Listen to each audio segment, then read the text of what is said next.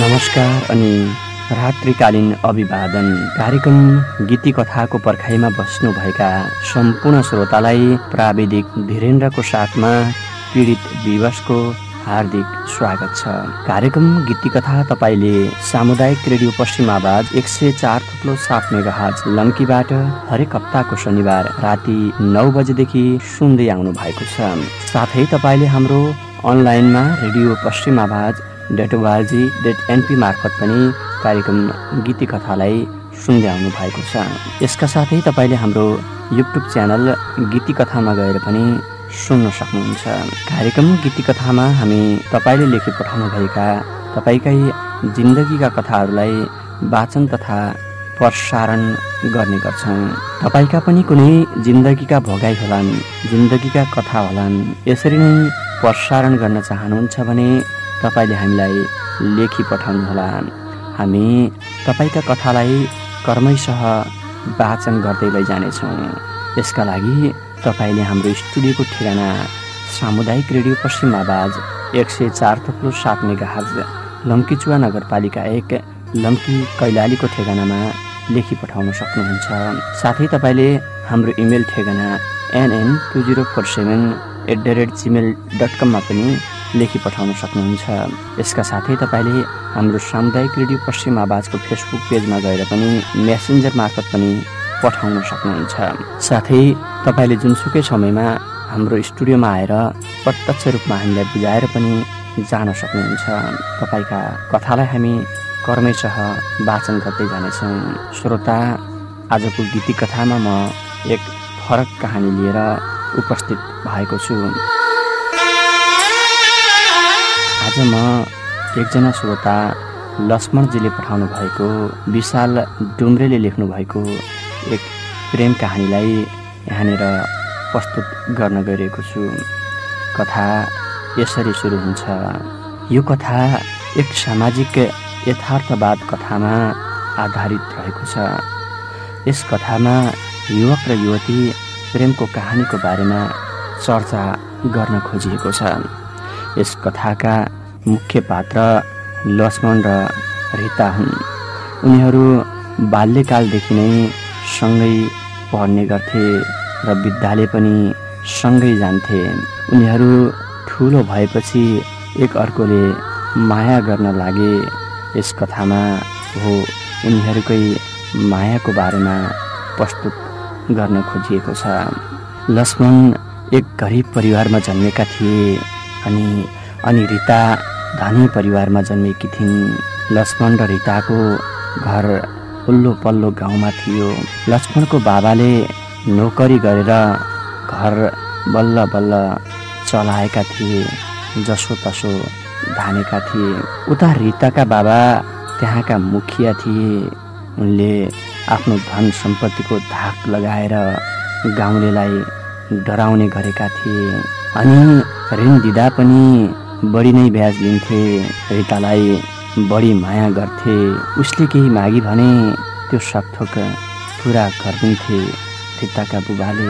लक्ष्मणको घरमा भने उसलाई आफूले भनेको जस्तो केही पाउँदैन थियो।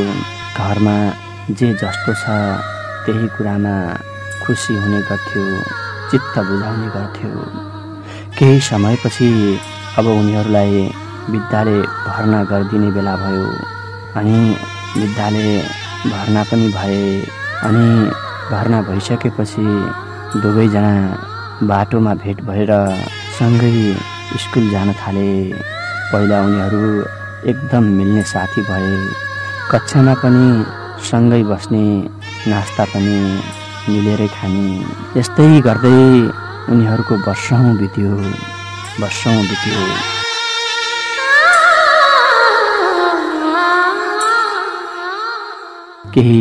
केही वर्षपछि कलेजमा जान थाले।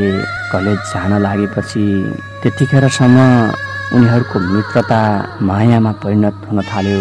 एकले अर्कोलाई मनै माया गर्न लागे। लक्ष्मण आफू गरिबको छोरो, ऊ धनीको छोरी उसलाई भन्न पनि सक्दैन। अनि उसले आफू जस्तो गरिबलाई हेर्दिन। मैले उसलाई केही भनेदेखि फेरि उसको बाबाले आफ्नो बाबा आमालाई केही गरे भने आफ्नो समाजमा केही इज्जत रहन्न। अनि आफ्नो बाबा आमालाई केही गरे भने आफ्नो बेइज्जत हुन्छ, आफू नराम्रो भइन्छ भनेर उसले सोचिरह्यो। अनि उसले रितालाई केही भन्दैन थियो। यस्तै कर्म चल्दै गयो। अनि केही महिनापछि रिताले सोची उसले लक्ष्मणलाई जसरी पनि आफ्नो मनको कुरा भन्नुपर्छ। आफ्नो मनको कुरा भन्नुपर्छ भनेर उसले कलेज जाँदा उसलाई माया गर्छु भनेर भनिदिए। लक्ष्मणले उसलाई हाम्रो प्रेम सफल हुन्न भनेर सम्झायो। उसले जति सम्झाउँदा पनि रिताले मानिन। अनि लक्ष्मणले पनि माया गर्छु भन्यो। अनि प्रेम कहानी उनीहरूको सुरु भयो। उनीहरू एक अर्का बिना राम्रोसित बाँच्न पनि नसक्ने भए। उनीहरूको प्रेम कहानी गाउँघरमा एक कान दोकान हुँदै मैदान चल्यो। केही महिनापछि रिताको बाबाले पनि उनीहरूको प्रेमको सुइको पाए। अनि रितालाई सोधे। रिताले हो उसैलाई माया गर्छु। रिताले आफ्नो अडान लिए। अनि आग्रह गरी उसको कुनै गल्ती छैन, उसलाई केही नभन्नुहोला। उसको परिवारलाई मेरो मायाले गर्दा केही अप्ठ्यारो नहोस् बाबा, उसले आग्रह गरी। उनका बाबा लक्ष्मणको घर गए। आफ्नो घर परिवारको बारेमा सबैलाई बताउँछन्। अनि भन्छन् तिमीले पाल्न सक्दैनौ मेरो छोरी, तिम्रो घर स्थिति कमजोर छ, मेरी छोरीलाई कसरी पाल्न सक्छौ। यसरी लक्ष्मणलाई उनले सम्झाउन खोजे। लक्ष्मणले जसोतसो रितालाई खुसी राख्ने वचन उनको बाबालाई दियो। उसले भन्यो म सक्छु, रितालाई जिन्दगीभरिको खुसी दिन्छु बाबा। रिताको बाबाले पहिला आफ्नो स्थिति सुधार अनि बल्ल छोरी दिन्छु भनेर भने। लक्ष्मणले पनि सहर्ष स्वीकार गर्यो। आफ्नो स्थिति सुधारेर ल्याइछाड्ने बाछा गर्यो। अनि केही महिनापछि उनीहरूको फाइनल परीक्षा चल्यो। अनि परीक्षा सकिएपछि उसले बाबा आमालाई आफू सहर गएर पैसा कमाएर ल्याउने कुरा गर्यो। बाबा आमाले उसलाई सहर नजान आग्रह गरे। घरमै बसेर केही काम गर्न सक्ने सल्लाह दिए। तर उसले मानेन। ऊ सहर गयो। सहरमा पनि कामको खोजीमा धेरै भौतारियो।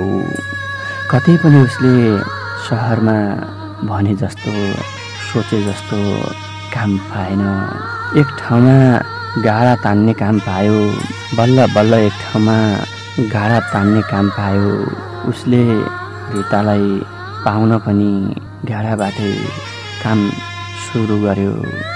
गाडामा सामान राखेर ठाउँ ठाउँमा सामान पुर्याउन थाल्यो। जसो तसो दुःख पसिनाले कमाएको पैसा घर पठाउन थाल्यो। लक्ष्मणले दिन रात नभनी दुःख गर्यो। एक दिन एउटा ठुलो कम्पनीको मालिकसँग उसको भेट भयो। त्यो कम्पनीको मालिकले लक्ष्मणलाई औधी मेहनत गरेको देखेर आफूतिरै लैजाने सोच बनायो। अनि भन्यो तिमीले मेहनत गरेर सामान लगेको देख्छु। तिमीले मेरो कम्पनीमा काम गर्छौ भने अरूलाई भन्दा बढी पैसा दिन्छु। यसै गरेर मेरो कम्पनीमा काम गरिदेऊ भन्यो। अनि उसले पनि हुन्छ भनेर अर्को दिनबाट कम्पनीमा काम गर्न गयो। लक्ष्मण त्यो कम्पनीमा काम गर्न थाल्यो। केही समयपछि कम्पनी पनि राम्रोसित चल्यो।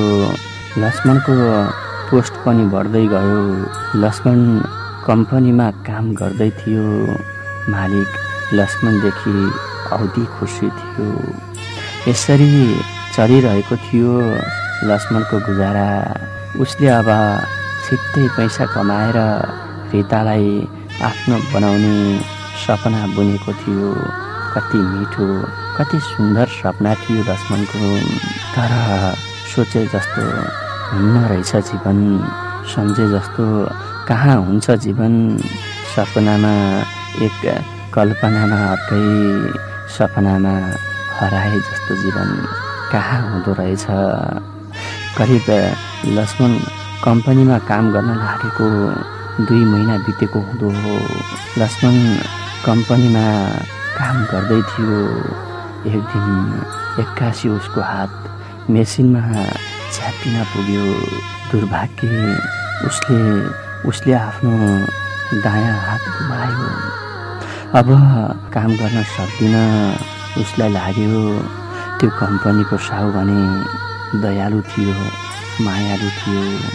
उसले लक्ष्मणलाई त्यो कम्पनीको म्यानेजर बनाइदियो। लक्ष्मण आएपछि त्यो कम्पनी राम्रोसित चलेको थियो। एकदमै फस्टाएको थियो। त्यसैले उसको हात गए पनि कम्पनीको मालिकले लक्ष्मणलाई साथ दिन छोडेन। उसले आफ्नो कम्पनीको म्यानेजर बनाइदियो लक्ष्मणलाई। अनि उसले कामदार हेर्ने जिम्मा पायो। उनीहरूलाई आवश्यक परेको काममा ल्याइदिने लक्ष्मणले जिम्मा पायो। लक्ष्मणले रातदिन मेहनत गरेको पैसा लियो। केही समयपछि लक्ष्मण आफ्नो घर गयो। घर जाँदा उसको त्यो हालत देखेर बाबा आमा भक्कानो छोडेर रुन थाले। अनि रिताको बाबा पनि लक्ष्मण आएको थाहा पाएर उसको घर पुगे।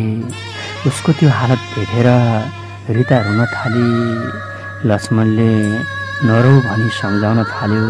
रिताको बाबा पनि दुखी भए। अनि आफूले दिएको वचन अनुसार आफ्नै छोरी रिताको बिहे लक्ष्मणसितै गरिदिने भनेर लक्ष्मणको बाबा आमासित सल्लाह गरे। सोही अनुसार उनले पण्डित पनि बोलाए।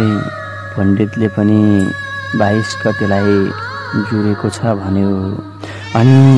अनि रितालाई बिमारले भित्र सताएको थियो।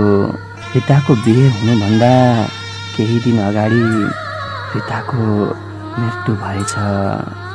रिताको मृत्यु भएपछि लक्ष्मण पागल भयो। भौतारिन लाग्यो। ऊ पागल जस्तो हुन लागेको देखेर बाबा आमा अनि रिताको बाबाले उसलाई सम्झाए। उसले केही सुनेन। उसले कसैलाई सुनेन। लक्ष्मणलाई कसरी रिताको यादबाट हटाउने होला भनेर उनीहरूले औधी सोचे। त्यति बेलै सहरबाट साहुको फोन आयो।